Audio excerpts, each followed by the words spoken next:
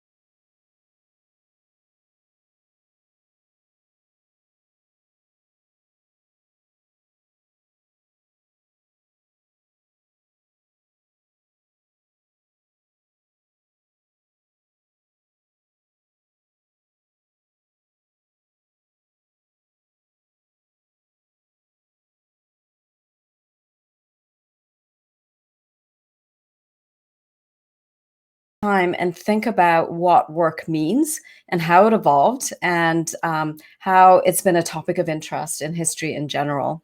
So initially, of course, work was something that we did as humans to sustain our physical needs or the needs of others. And during the Renaissance, the idea of making money from creative talents and craftwork emerged. Later, during the Industrial Revolution, the notion of mass organized work and goods was very important. And more recently, we've seen that work is becoming more about personal meaning or empowerment and having a purpose in the work that you do.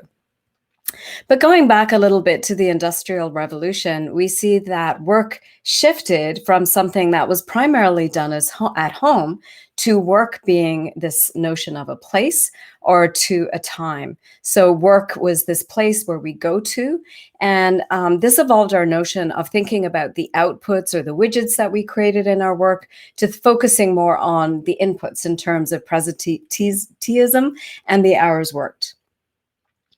Monasteries also introduced the idea of strict control over the work and timekeeping on monks' daily routines. This picture on the left shows Botticelli's painting of St. Augustine in his cell, so the earliest workstation, if you like, comprising a desk, a chair, and storage shelves behind him.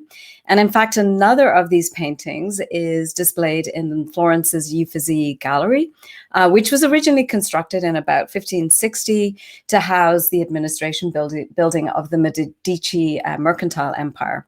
And this building represented not just a place for people to go to work, but it also communicated power and prestige. In fact, if we think about the notion of the modern office, where managers could control work, this idea of the office is really just a few hundred years old.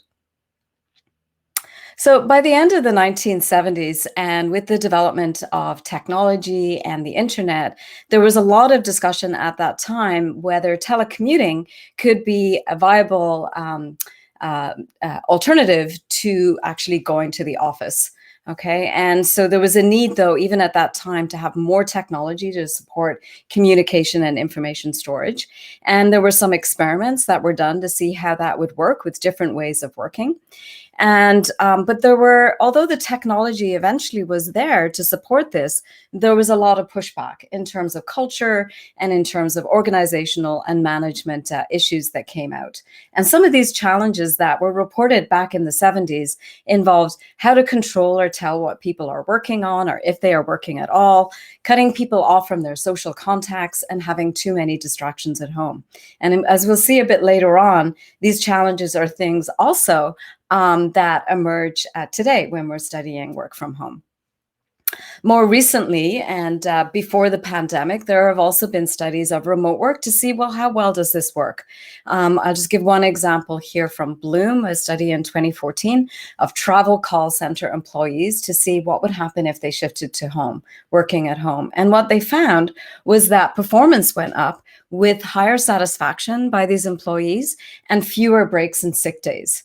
But one thing that we want to maybe note from this experiment is that these tasks do not involve much collaboration.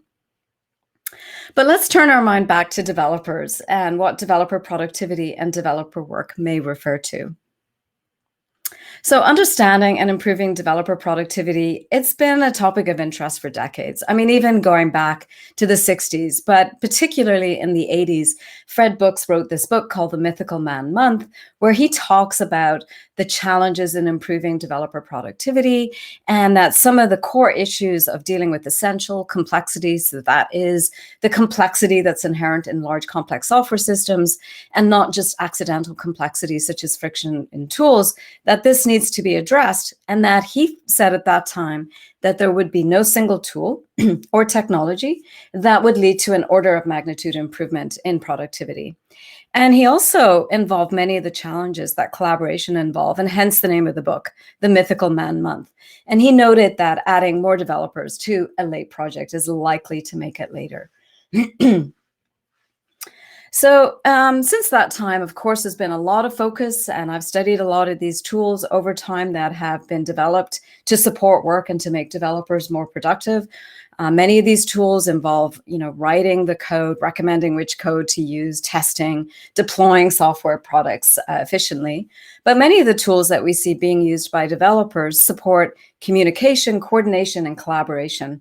And in fact, if you look at kind of all of the tools that have been used over time, you'll see that there's an increasing number of tools that support communication and collaboration in software engineering. And of course, tools, though, are not enough. So many companies are designing elaborate campuses, not too far away from the idea of the Uffizi Gallery for the Medici Empire. And these campuses also encompass massive team rooms that are designed to promote interactions and accidental meetings to drive insights and have better decision-making between members of the teams. But there's also this burning question of how do these spaces improve productivity, and what about developer well-being when they work in these spaces? If you want to engage developers in a vibrant discussion, just bring up the topic of open spaces to hear what different people will say and how controversial this is. Other companies, however, are remote by design. There's a whole bunch of them. GitLab is one of them, and they credit some of their success to the well-defined guidelines and a manifesto that they have for working remotely. And a lot of their guidelines are around supporting asynchronous communication over synchronous communication. And their detailed guidance talks about which tools they should use and how they should be used for different forms of collaboration and coordination. So we know a little bit so far about productivity, and we know that it's been a focus, but back in 2017, there was still some uncertainty about which factors really impact developer productivity and which factors influence developer satisfaction. And I was lucky enough to work with the 1ES team at Microsoft. So 1ES is the One Engineering System team there, which is responsible for the shared engineering systems that are used across most of Microsoft. And they were interested, initially when I went, they were interested in the engineering tools that they use, but we broadened that to try to understand, well, what are all of the factors perhaps, or some of the most important factors that could influence developer productivity and satisfaction. And so I spent my sabbatical there trying to understand that, and also actually quite a bit of time afterwards trying to build an understanding around that. And so one of the things that we did, as well as interviewing lots of developers and managers at Microsoft and sitting with lots of different teams to see how they conceptualized productivity, from those insights, we built a survey. And that I think we conducted it with about 2,000 developers. And one of the questions that we asked in this survey, which was inspired by early work on productivity, was about developers' perceptions of what are productive activities for them. And as expected, most developers kind of at the top of the list would say they feel productive when they write code. A little bit surprising to me was how many people also said that they felt productive when they helped their coworkers, and how many said that they feel productive when they learn something new. So these were the top kind of 3 things that emerged. What was interesting was that code reviews are very much a part of the culture at Microsoft. And although a lot of the developers said they feel productive doing code reviews, some were suggesting that they didn't feel that productive. And then one that really caught our interest was this notion of writing documentation, that about half were either neutral or felt that they were not productive when they were writing documentation. I'm going to come back to these activities a bit later on in the talk, but I just wanted to frame some of the results from the survey with this. So as I mentioned, the main focus of this research and of the development of this survey was to find and model which social and technical factors were associated with different levels of productivity and work satisfaction. And from the interviews that I conducted across Microsoft and the examination of the surveys that individual teams did there, as well as extensive literature review, we ended up choosing 44 factors for our final survey.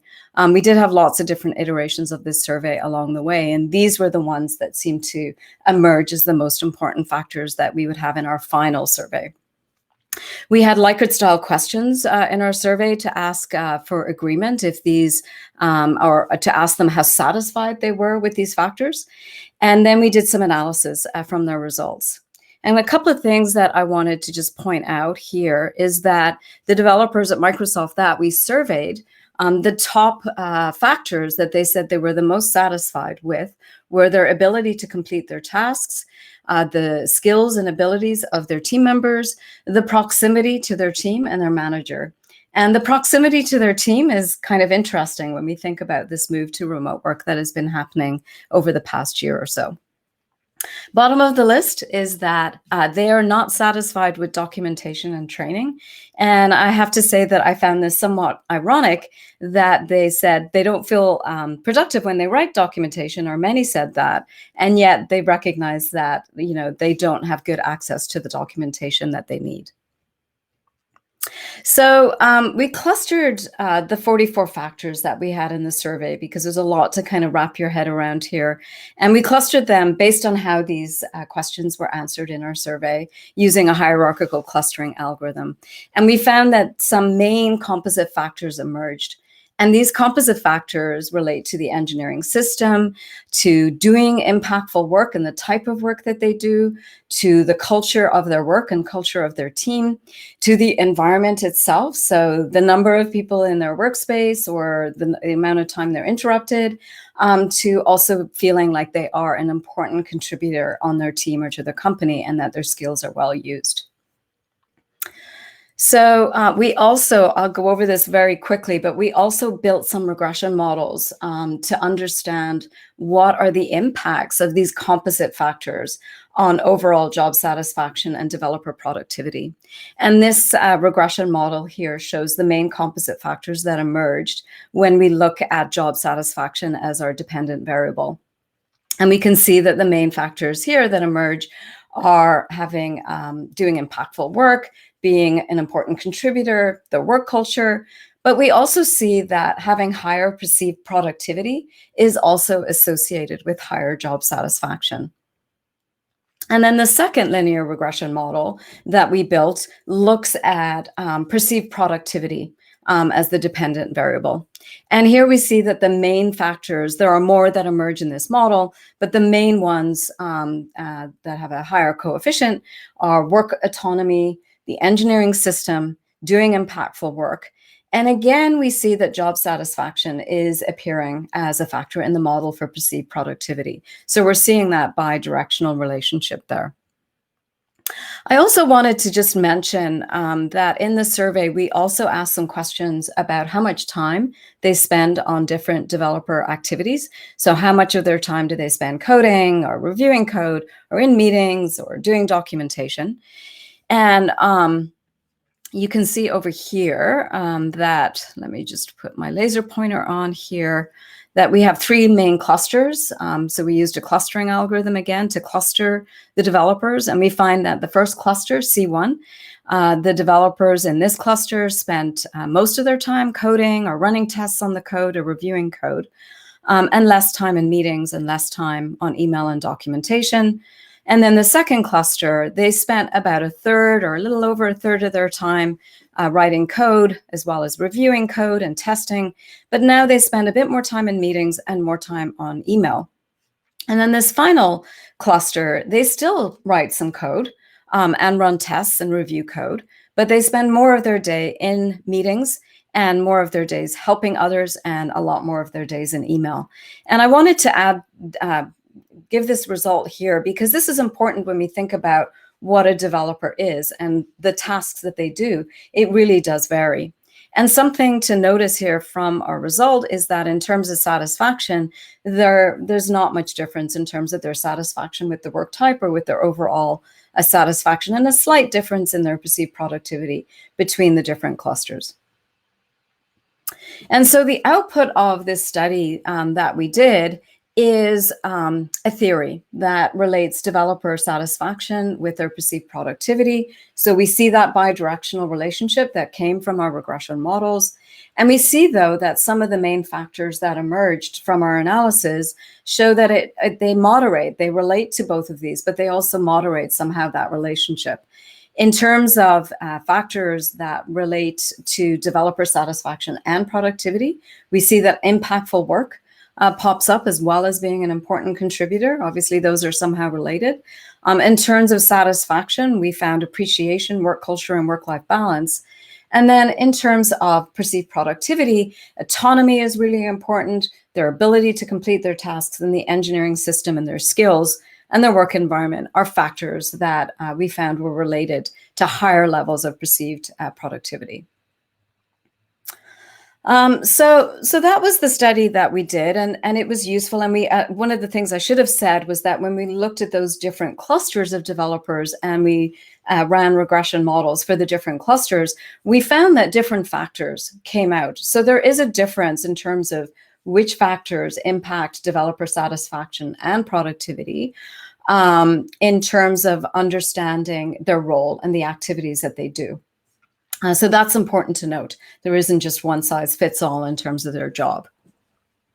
So we know that productivity and satisfaction at least are associated, and we've also seen this in other work, and that it's moderated by other factors. But of course, when we all had to work from home last March, the question was, how is that going to impact developer productivity? And we really didn't know when everybody started working from home. Back in, I guess, March in 2020, I was still working with some collaborators at Microsoft. Actually, I was supposed to go for a second short sabbatical to Microsoft Research. And of course, that was put on hold.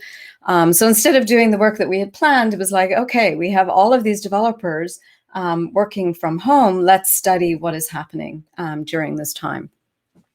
And if you look initially, if you looked at the telemetry data, and in fact, this graph on the left over here does show the telemetry data of pull requests at Microsoft in the early days of the pandemic, we see that the number of pull requests are pretty steady over time. Actually, they look like they have increased, but this is not adjusted for the number of developers that work at Microsoft, and that has increased. So when we look at this graph, we might think, you know what? everything's going pretty well if we just look at that data alone. But when you talked to developers and heard what's going on, we heard a different question. And I love this tweet that I saw from Shane O'Flynn when we were working on this work, where he says, "We're doing very well. We're barely hanging in there." And in his tweet, he quoted Charles Dickens' The Tale of Two Cities, and how there's really two different things going on for people, between people, between developers, but also developers themselves. They have this tension. Some things were good working from home and some things were not. And so to tease out and to try to understand what factors were really influencing developer productivity from working from home, and note all of them are now working from home, we did a new survey. And we realized that the survey that we had used before was not really going to work because the game had really changed. And so in this new survey, to ask about their productivity, we asked different kinds of questions. We asked one important question, which is, how do you feel your productivity has changed since working from home? And we also asked them to share with us the benefits and the challenges. And again, if we just look at the data and we analyze how they answered this question, we can see that many say it's about the same, and some say it's more productive. About a third say it's more productive. There's a little bit of shift over time here. We queried again in May. We ran a second version of this, but there was a bunch that also said less productive. But what came to be more interesting was that in this survey, we also had this open-ended question where we asked them to explain the difference that they gave about their productivity since working from home. So this allowed us to bring some understanding about why their productivity had increased, or why they perceived their productivity had decreased. And we could see that for some, their ability to focus had increased. So this quote on the left refers to somebody that says they have less distraction at home. And that, in fact, they are also able to be more productive during meetings because now they can multitask. Of course, some people may question whether this is really being more productive or not if you're multitasking. But more recent research on this shows that actually you can be quite more productive working in at least some meetings at the same time.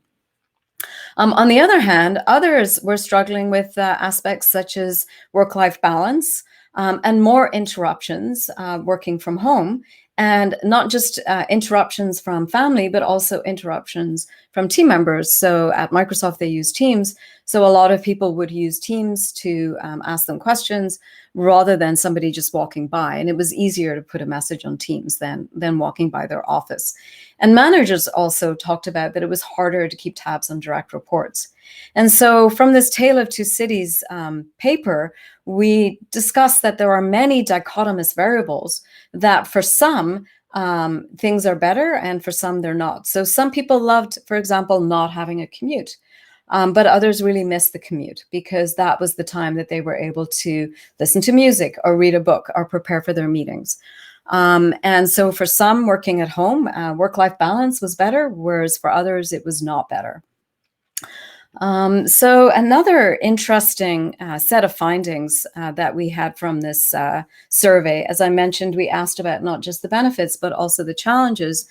And the main challenges that emerged, I show 6 of them here on this slide. We found that these were not only reported as challenges, but they also helped explain the delta in their perceived productivity that they reported to us in the survey. And you'll notice I've highlighted 3 of these here, that 3 of these relate to collaboration. The first one is missing social interactions. It explained quite a bit of the variation in their productivity, less awareness of colleagues' work, and difficult to communicate with colleagues. So these are, we saw that there were interesting issues and not surprising issues to do with communication and collaboration since working from home.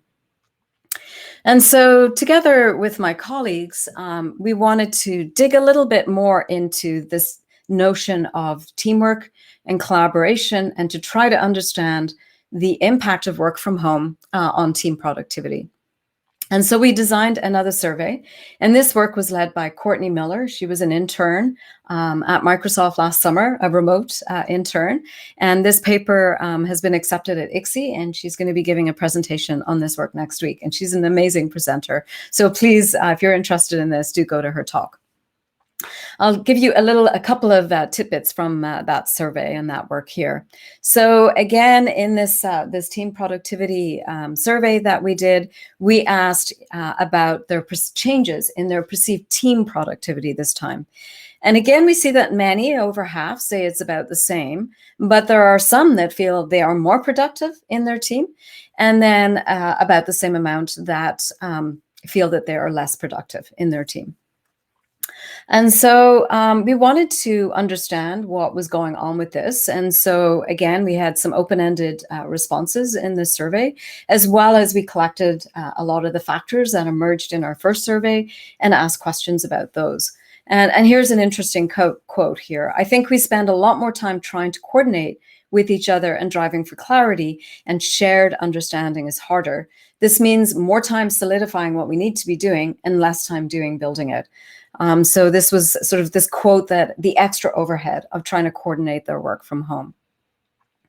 Again, in the survey, as I mentioned, we had these questions about their communication that we asked them, and we asked, had the frequency, for example, has the frequency of their scheduled meetings changed, frequencies of notification. We asked them about quality of meetings, their ability to share thoughts, actually quite a few different things that we asked about in the survey.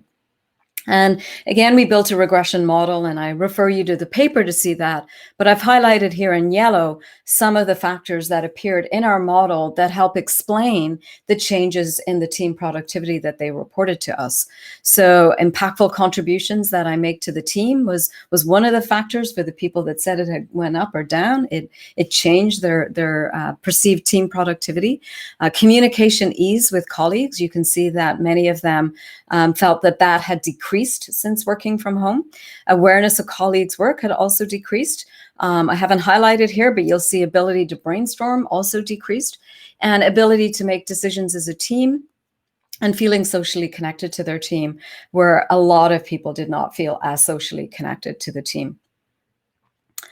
So, from these studies that I have been involved with, and there are other studies out there that also look at productivity, and I'm going to talk about some of the work from home studies right now.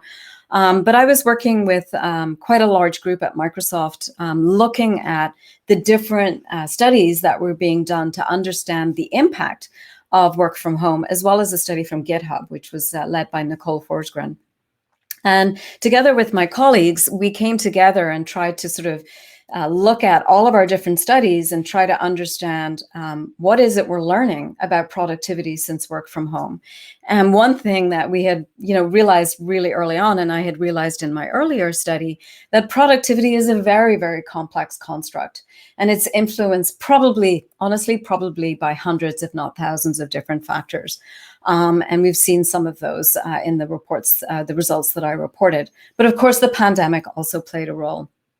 And so when we came together, we developed this framework called SPACE that identifies the different dimensions that you can think what productivity means. And so these 5 different dimensions, when we think about productivity, we should think about the satisfaction and well-being of developers. That is, how happy and fulfilled they are with their work and their team and their tools and their culture. We can also think of productivity in terms of performance or outcomes of a system or process. So for example, the number of features deployed to customers or the quality of the code. Or we may think of it in terms of the activity, which is actually a measure that's frequently been used over the past decades, such as lines of code, God forbid, but also things like, the number of commits or the number of pull requests merged. The next dimension, and you've seen this theme already emerge in our studies of developer productivity, is concerns collaboration and communication. So you cannot ignore how people in teams communicate and work together example, the kinds of meetings that they have or the kinds of engagement that they might have on a documentation wiki. And then the final one that again was emerging from some of the surveys and studies that we had done relates to efficiency and flow. So how developers can work without interruptions and get in that state of flow, or how a system can be deployed. And a key point that we made in our paper is that if you are thinking about measuring or understanding productivity, that you cannot just think about one of these dimensions. You need to think about at least two, if not more, of these dimensions. If you're doing some kind of intervention or some kind of study, you should consider multiple dimensions, not just one, such as activity. Inspired by actually discussions with Daria and also her paper, which is referenced here, Daria used SPACE to summarize some of their findings also from their work from home study. And as I was looking at not just her paper, but also other papers and studies that have looked at work from home over the last year, I decided I would also use SPACE to summarize not just our work, but also the work of others. And I did this because when I was reading all of these papers, I found it hard to keep track of what are the benefits that are coming out, what are the challenges, what are some of the core themes.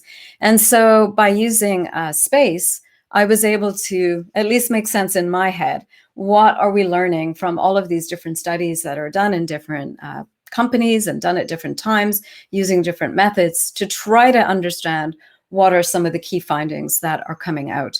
And for example, some of these studies are done at big companies, but some are done at startups. Some are done on open source and using very different methods, using data mining or doing interviews or surveys. I'll just give you a few results. I should also say that this is not completely comprehensive review of how these different papers address these different dimensions, but it starts to show some themes about some of the core issues that are coming out in multiple studies. So looking at the first dimension of SPACE, which is satisfaction and developer well-being, we can see, and this is good news, that many of the studies are reporting findings about developer satisfaction and well-being. But the bad news is that many of the findings they are reporting is that things are not going as well as one would expect. And, there is a pandemic going on. So some of these challenges are not surprising and are in part due to the pandemic. But some of the key factors that emerge are, challenges with work-life balance, physical health, less exercise. I know myself, I used to bike to work. I don't anymore. I get up in the morning and come straight to my computer. More hours being worked. We see that from interviews and also in the data. Childcare challenges, especially for those that have children at home.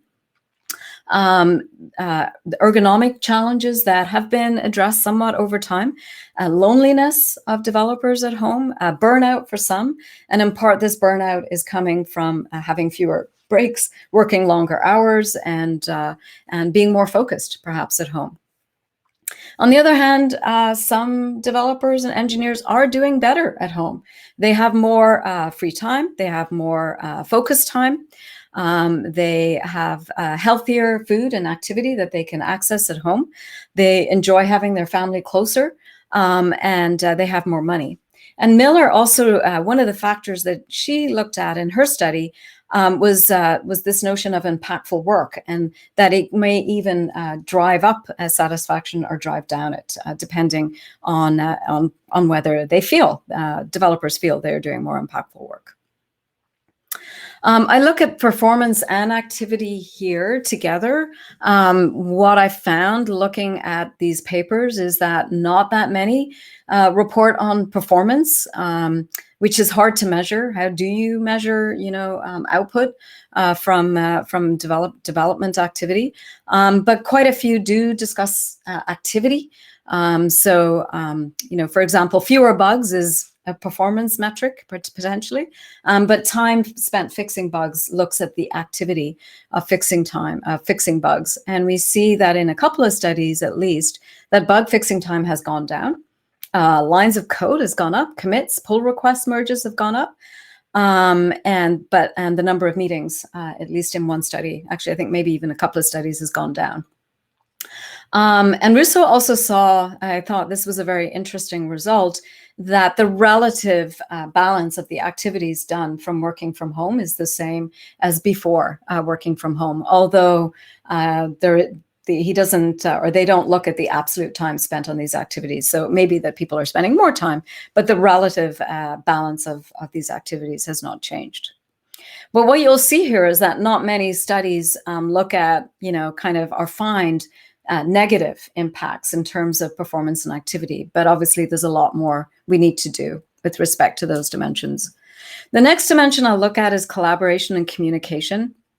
And many of the studies report findings and somewhat mixed findings about collaboration and communication across the work from home studies. So some of the sort of negative findings are that there's a lot of communication friction. This is reported in quite a few papers.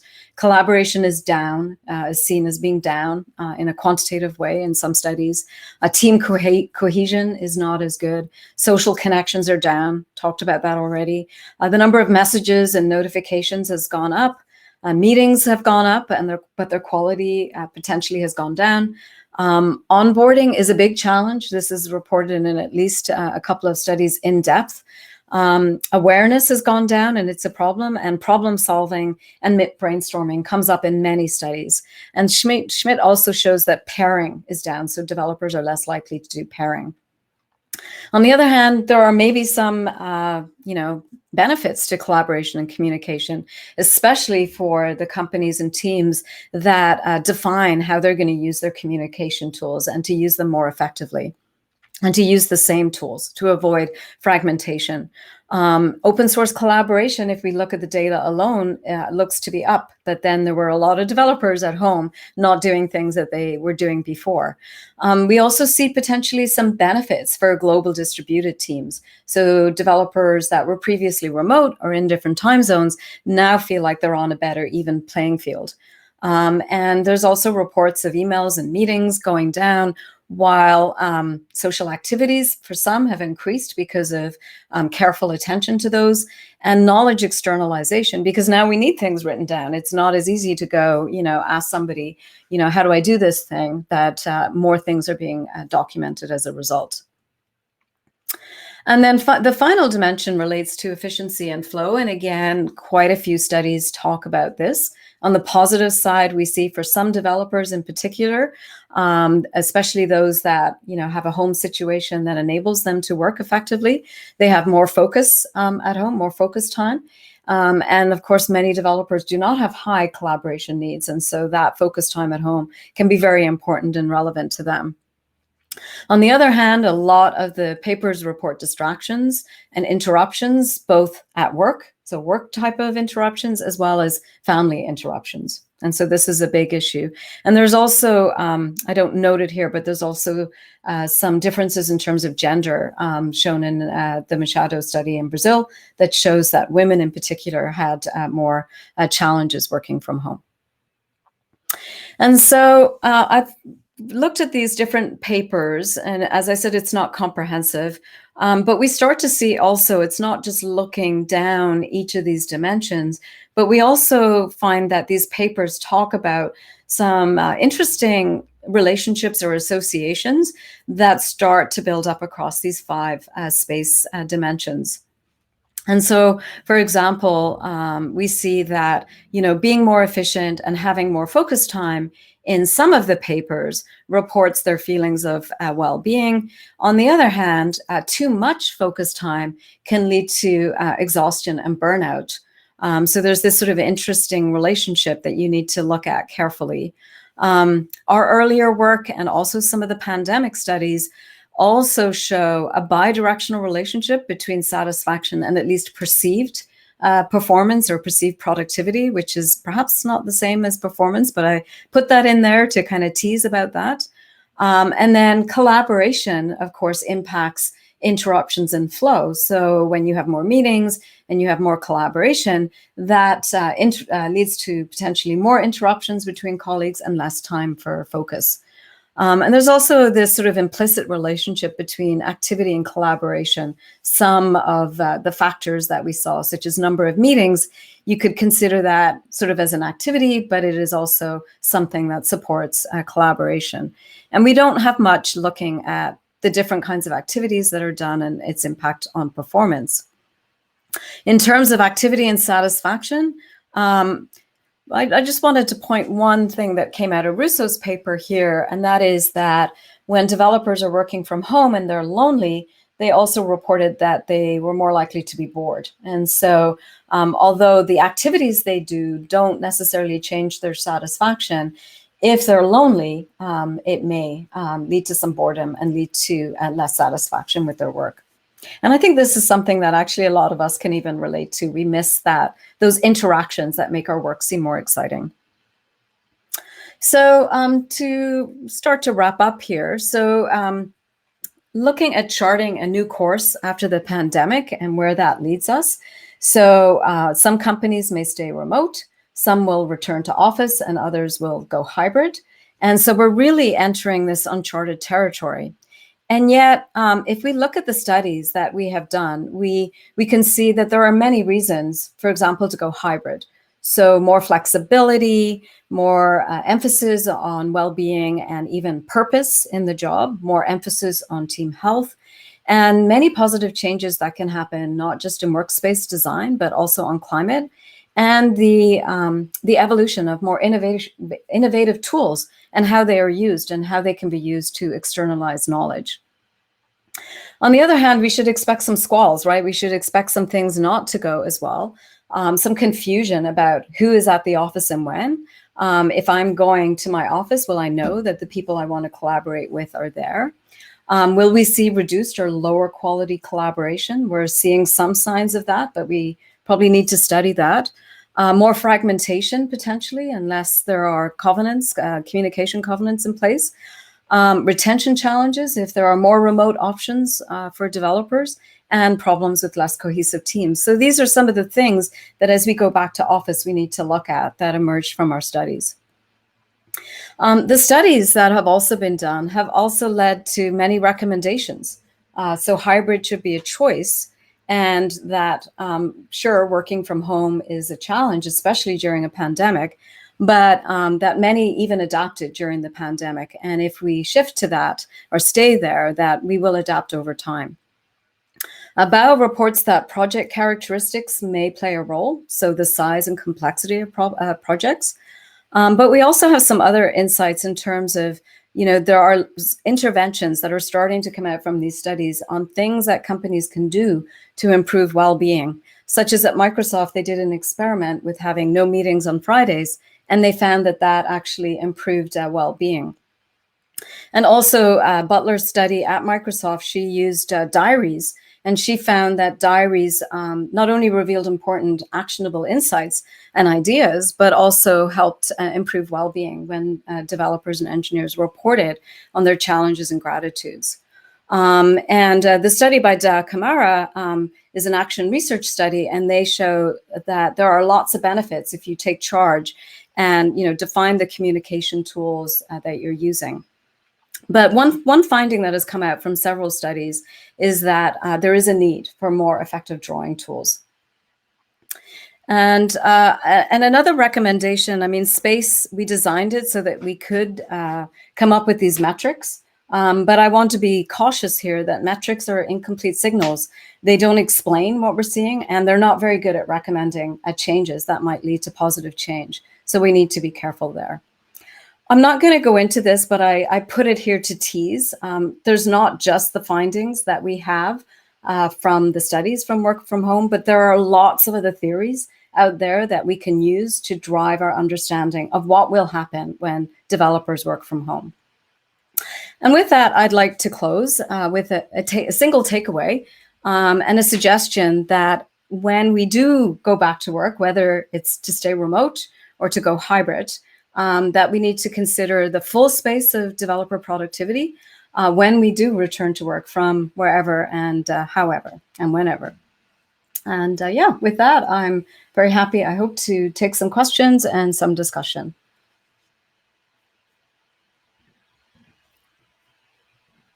And I'm not sure how to turn it over or what happens now. I see little clapping hands. Thank you very much. I will. You can hear maybe my claps. Okay, so there are some questions starting to fall in the chat. So let me start by Daria one.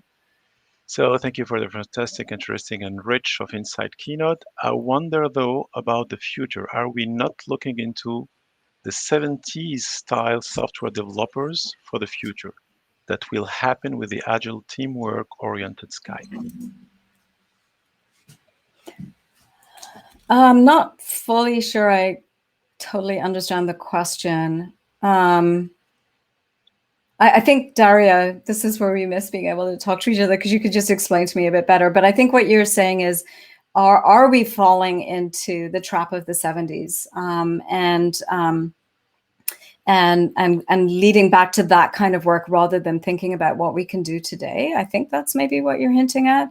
And I think that for sure that is a risk, that we could do that. And I want to say that the studies that we have done, and I have, participated in some of them, and we have a lot of studies that are coming out that are, showing some of the challenges and showing some of the things that are working well from home. But many of them are not particularly looking very deeply at the changes that are happening at either the individual or the team levels. I mean, and that makes sense. This is still new. We're still trying to get a handle on that. But if we really do want to work remotely, we need to dig into, that's why I put these theories here. We need to use theories and really dig deeply into what is happening as developers work from home, and what changes are going to happen, right, when they do, and to be able to understand that. And not just assume that everything's fine. It isn't going to be as simple as doing a survey or even looking at data, right? We've got to do probably some, ethnographies and focus groups and keep studying what's happening as developers go remote. And there's a lot to be learned already from companies that are remote. And I asked some of my colleagues that work in industry if they had made changes to the guidelines that they use in their company in terms of how they work asynchronously or the tools that they use. And they said, no, not really. And it surprises me that there's a lot of companies that basically took their engineering practices and took that home, but didn't really change what they do. So I'm not sure if that answers your question, Daria, but hopefully it did. I can't actually see the chat either. I'm not sure if I'm supposed to be able to. Oh yeah, there is on top there is like. Oh yeah, I see it. Yeah. Okay, great. So then we have a question from John. We saw similar results about perceived productivity in a recent case study of a small company that we will present next week, with similar reasons. But a recent study from China, quoted in HBR, indicated staff are working 30% longer to produce the same results. Do you have any sense of whether perceived increases in productivity in your study are actual increases? Yeah, that's a really, really good question. I have a feeling that's one of the papers that I reviewed as well. And yeah, I mean, it's hard to know, right, whether they're actual increases. So I showed that one slide there, that very few of the studies are looking at performance outcomes, right? They're looking more at activity, and they're looking more at perceived productivity, but not, I mean, measuring performance is really difficult, right? Measuring actual productivity is something that a lot of companies have been struggling with for decades, right? How do you measure that? How do you measure, the developers are learning for the next sprint, for example? So yeah, I think that there's still a lot to be done there. My own sense, I don't think I don't think they're actual increases. I think for some people they are. I think for some people they are actually doing more, but for some they are not. And so on balance, it's perhaps fairly even. And we see that in our survey results as well. And definitely looking at the verbatims and talking to developers, some absolutely love it. Remember at the beginning, I showed the different clusters of the different kinds of developer work that developers do. So some developers do a lot of solo development. And so for them, they're probably loving it. But others spend a lot of their time in meetings and in emails and helping others. And so for them, their productivity, what they define to be their productivity, their actual productivity, has gone down. There is also a question from Daniel. Would you expect different results for work from home if there would have been a pandemic? Like people would not have had external incentive to not go out.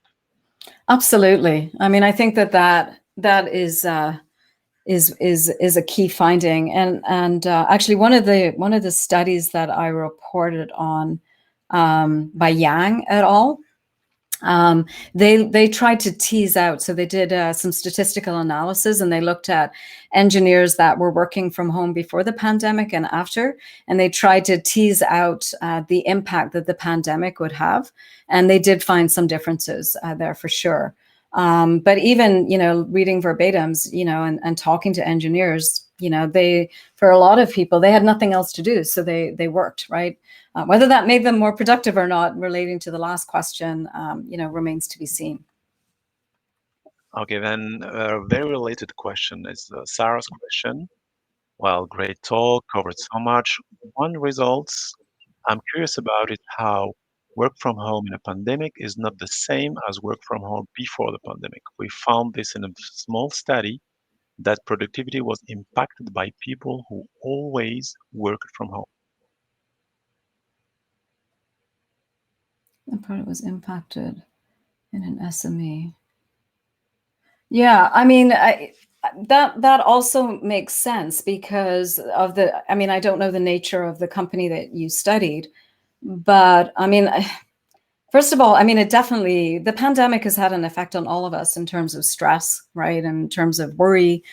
But it's also had a difference in terms of people that you work with. So, talking to some colleagues, some colleagues are working, if they don't have children themselves and they're working with people that have children, they're taking more of the load, right? They're helping people in their team. So there's all kinds of, sort of different, I guess, things going on that can explain changes in productivity during the pandemic. What's going to be interesting for us, especially as researchers, is what's going to happen once the pandemic is maybe not over, but under control. What's going to happen, as well as, that people have changed, right? How they work with each other and how they work from home. We pay a lot more attention to our health working from home now than we did initially, and so on. So yeah, that's a really good question. I'd love to hear more about your study as well, Sarah. Okay. We have then Paulo asking, I'm wondering whether there is, and if so, what is the difference between performance, the space you introduced in your slides, and productivity? Productivity is difficult to measure, and other studies look at effectiveness. Have we not found a way to model this? Is it possible to model it? So I think it is very difficult to model it. So first of all, performance and productivity. So space. So this, your question actually sums up what we struggled with. What is productivity? What does it refer to? And productivity is a very abstract and complex construct. And to some people, as I showed at the beginning, for some developers, it means writing code, right? For some, it means delivering features. For some, it means helping others. For some, it means learning for the future. And in terms of, so what we tried to do in space was say that there are these different dimensions that relate to productivity. And one of those dimensions is performance. And performance potentially could be easier to model if you define it. But again, you have to define some metric in terms of some outcome, whether it's number of features delivered to the customer or quality, number of bugs. Again, how you model it depends, right? These are all complex constructs. I hope that answers your question, though, somewhat. And I don't think we have found a good way or the only way to model it. There are different models, and as Box says, every model is bad, but some are useful. The question is, if you have these different metrics and you have a model of productivity, Is that useful to you? But one of the cautions that I was trying to get across in my talk is not just take those metrics, to actually dig underneath and talk to people and observe what's going on. Okay, then we have also a question from Grisha. Great keynote. You mentioned that there were some gender-specific aspects in how interruptions in work from home are perceived. Do you have any insights whether this is related to classic gender roles, women statistically still being more involved in raising kids, homework, etc.? So we didn't look at gender in the studies that I did, but one of the papers that I reference the study that was done in Brazil, does look at that. And Ralph also refers to issues of gender, as well as people's financial situation and how that influences. So I can, I said somebody asked if I'd share the slides. I will share the slides. You can look at that paper and see what they say about that. Okay. Wow. And yeah, thanks, Daria, for that comment about the difference that you're seeing in Scandinavian countries. I mean, you would expect to see differences in culture, right, and country location. Yeah. Well, I have a question for you. Does the survey help you identify what would be the best profile for people that could work from home? And eventually, if some companies will use that, some HR, let's say people would use that to identify who are the best profiles to work from home in the near future? Well, no, I would say no. I think that would require a lot of work, and I think it would also change. I mean, I think certainly people's home situation, it's also explained house price increases where I live. If there are spare bedrooms, people need offices, they need, space from working at home. Certainly, some family members, whether they have kids at home, but for some, they may be more productive, even if they have children at home. I know that when my children were little, I was always appreciated that I could work from home and sort of, not multitask, but context switch between looking after them and doing work when they were down for naps and so on. So again, you can't play it based on that. I do think that maybe some roles and some personality traits. So whether you're extrovert or introverted, you may feel better working from home or working in the office. We saw that for sure in the verbatims. Some people said, I'm an introvert and I love it. I love being at home. And my job doesn't require a lot of collaboration. And that's probably by design because they're introverted. But for other people, they miss the energy, right? And feel bored when they're lonely. And so that would potentially impact what they're doing. So, I mean, in the future, could there be some machine learning thing that determines, who should work from home? Yeah, probably scary to use that and the effects that could have. Because one thing we don't know yet is, do people suffer career-wise if they tend to work from home than in the office? There's lots and lots of open-ended questions here. But yeah, great question. Actually, these were all great questions. Thank you very much.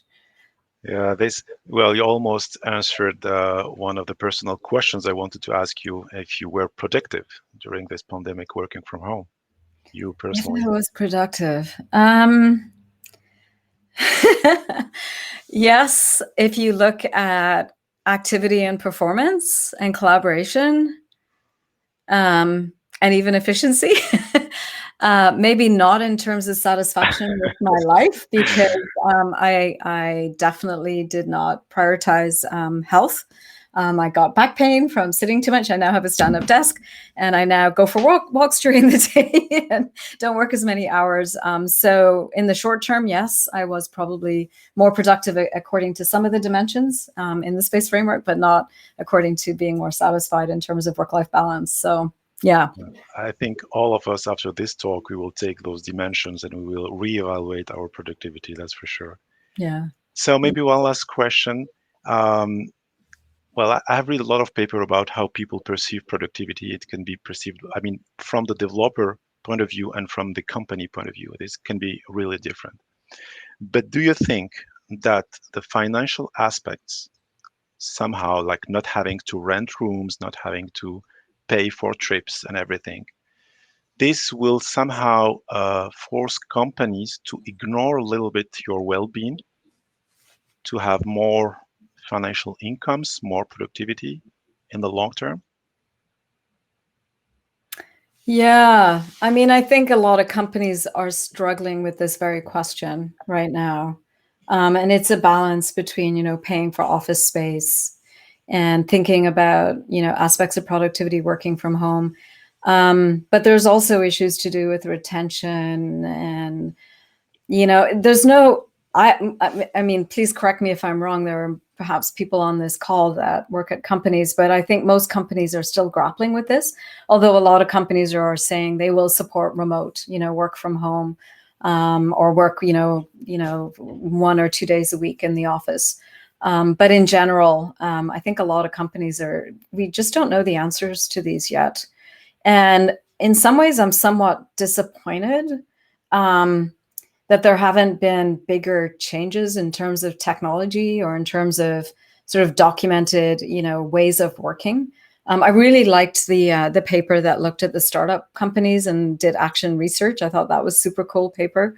I can go back to that slide. I think I might have been misquoting. Well, Peggy, we have the just paper. like 12 seconds left, Oh, yeah. and I Anyway, really want to use them to thank you. yeah. Thank you very much, and thanks for all the attendees for the great questions. 2 seconds and it's finished.